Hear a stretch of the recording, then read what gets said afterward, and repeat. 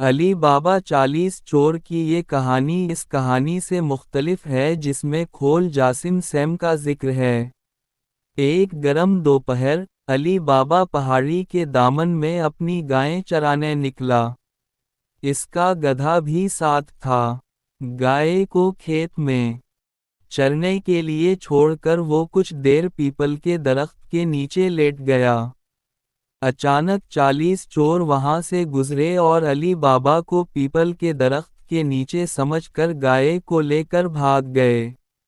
علی بابا نے کروٹ بدلتے ہوئے کہا، اتم بھائی، آپ گائے لینے جا رہے ہیں، لیکن میں آپ کو بتاتا چلوں کہ اس کی خوراک بہت زیادہ ہے اور اس نے مہینوں سے دودھ نہیں دیا۔ میں خود اس کا پیچھا کرنے کا سوچ رہا تھا لیکن میرا گدھا کتنا عجیب ہے کہ اس کے پیروں تلے روزانہ 1000 اشرفیاں مل جاتی ہیں۔ چور علی بابا کی بات پر آ گئے اور گائے چھوڑ کر گدھا لے گئے۔ چوروں کے سردار نے کہا کہ وہ گدھا اپنے گھر میں رکھے گا اور ہر ماہ جمع ہونے والی رقم تمام چوروں میں بانٹ دی جائے گی۔ سردار نے شاندار مہمان خانے میں قالین بچھانے کے بعد گدھے کو ریشم کی ڈوری سے باندھ دیا۔ رات بھر بادام اور پستے گدھوں کی خاطر بھانٹے گئے، تاکہ 1000 اشرفیاں حاصل کی جا سکیں۔ پتہ نہیں کب سردار کی آنکھ لگ گئی۔ صبح جب اس کی آنکھ چڑیوں کی چہچہاہٹ پر کھلی تو وہ گدھے کی طرف بھاگا۔ اسے یہ دیکھ کر غصہ آیا کہ گدھے کی کارکردگی عام گدھوں جیسی ہے اور اس کا ایرانی ٹیلنٹ تباہ ہو چکا ہے۔ سردار غصے سے بوکھلا گیا۔ اس نے اپنے ساتھیوں کو حکم دیا کہ وہ علی بابا کو اپنے فعل کا مزہ چکھائیں۔ دوسری طرف علی بابا کو یہ بھی معلوم تھا کہ صبح جب گدھے کا کام سامنے آئے گا تو چور اسے لینے ضرور آئیں گے۔ علی بابا نے ایک بکری کو ذبح کر کے اس کی ایک آنت کو خون سے بھر دیا اور اپنے خادم قاسم سے کہا کہ وہ اس آنت کو اپنے گلے میں لپیٹ کر اپنے کپڑوں میں چھپا لے اور جب علی بابا اس پر تلوار سے حملہ کرے تو وہ گر کر مر جائے اور جب اس کو لاٹھی سے مارے تو اٹھ کر کام کرنے لگ جائے۔ اچانک رات کے 3 بجے چور آئے اور ان کے سردار نے علی بابا کو آواز دی، تم نے ہمیں دھوکہ دیا ہے، آج آپ کی زندگی کا آخری دن ہے۔ سردار کی دھمکی کا علی بابا پر کوئی اثر نہیں ہوا بلکہ اس کی خاطر تھا۔ اس نے قاسم کو حکم دیا، قاسم، ہمارے معزز مہمانوں کے لیے قورمہ، بریانی اور چکن مسلم تیار کریں۔ قاسم نے مسکراتے ہوئے چوروں کی طرف دیکھا اور کہا، حضور، گھر میں صرف دال ہی ہے، ویسے ان لوگوں کے چہرے ایسے ہیں کہ دال مناسب رہے گی۔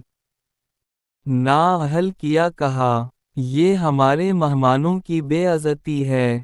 یہ کہہ کر علی بابا نے قاسم کی گردن میں تلوار کا وار کر دیا۔ آنتوں سے خون کا ایک چشمہ نکلا اور تسم روتی ہوئی زمین پر گر گئی۔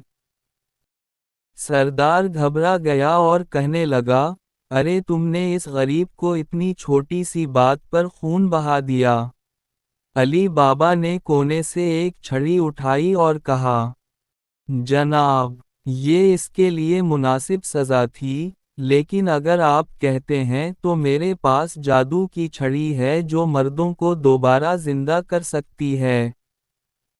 یہ کہہ کر علی بابا نے قاسم کو ڈنڈے سے مارنا شروع کر دیا۔ قاسم جاتے ہی نظریں ملا کر اٹھا اور اپنا کام شروع کر دیا۔ یہ منظر دیکھ کر چور سب کچھ بھول گئے اور علی بابا سے کہا کہ اگر وہ انہیں یہ چھڑی دے دیں تو وہ اس کی جان بچائیں گے۔ چور لاٹھی لے کر ان کے ڈیرے پر آئے اور سب سے پہلے انہوں نے اپنی بیویوں پر چھڑی کا جادو استعمال کیا اور ایک ایک کر کے انہیں مارا اور پھر زندہ کرنے کے لیے لاشوں کو لاٹھی سے پیٹنا شروع کر دیا۔ जिस्मों में हरकत न होने पर गुस्से में सर पीटते थे। अगले दिन चोर गुस्से में अली बाबा की तलाश में निकले।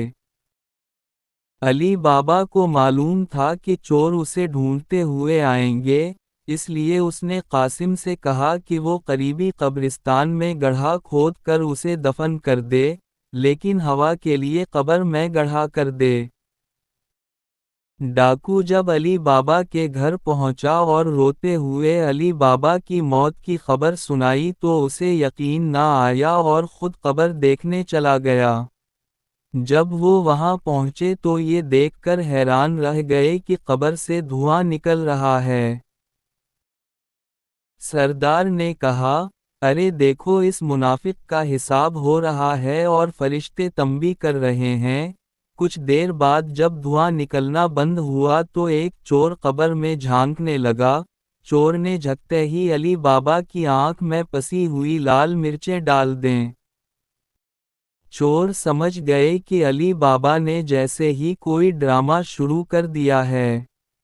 खोला तो अली बाबा भाग गया, लेकिन चोरों ने उसे काबू में कर लिया और एक बोरी में बंद करके दरिया में फेंकने चल दिए। रास्ते में उनको एक खूबसूरत हिरन नजर आया और वो बोरी को एक पीपल के दरख्त के तने से लटका कर हिरन के पीछे भागे। इधर पीपल के पेड़ के नीचे से एक चरवाहा अपनी भेड़ों का रेवर लेकर गुजरा। बोरी को पेंडुलम की तरह झूलता देखकर पहले तो वो डरा, फिर कुछ नजदीक गया और बोरी का मुंह खोल दिया। अली बाबा ने चरवाहे को अपनी पूरी दास्तान सुनाई। चरवाहे को भी एक साथी की जरूरत थी, इसलिए दोनों ने तय किया कि वो आइंदा मिलकर भेड़ें चराएंगे। दोनों ने मिलकर बोरी में पत्थर और लकड़ी के टुकड़े भरे और बोरी का मुंह अच्छी तरह बंद कर इसको दरख्त के तने से लटका दिया। चोर जब वापस आए तो बहुत गुस्से में थे, क्योंकि हिरन हाथ नहीं लगा था। पहले तो इन्होंने बोरी को डंडे से खूब मिया और फिर इसको दरिया में फेंक आए। कुछ अरसे बाद चोर एक वारदात करके शाम के वक्त वापस आ रहे थे कि पहाड़ी के दामन में अली बाबा को भेड़ें चराते देखा। सरदार ने चीख कर कहा, अरे, ये तो है या तेरा भूत, हम तो तुझे दरिया में फेंक आए थे। अली बाबा ने नाजजी से कहा, सरकार, ये आपका गुलाम ही है। आपने मुझ पर बहुत एहसान किया। मेरी तो काया ही पीट गई। दरिया की तप में भेड़ों के कई रेवर चुर रहे थे। मेरे पास डंडा नहीं था, इसलिए मैं सिर्फ चंद भेड़ें ही बानिक सका। ये वही भेड़ें हैं। ये सुनते ही चोर खुशी से उछल पड़े और दरख्त पर चढ़कर शाखों से बड़े बड़े डंडे बनाने में जुट गए। सबसे पहले सरदार डंडा लहराता हवा दरिया में कूदा।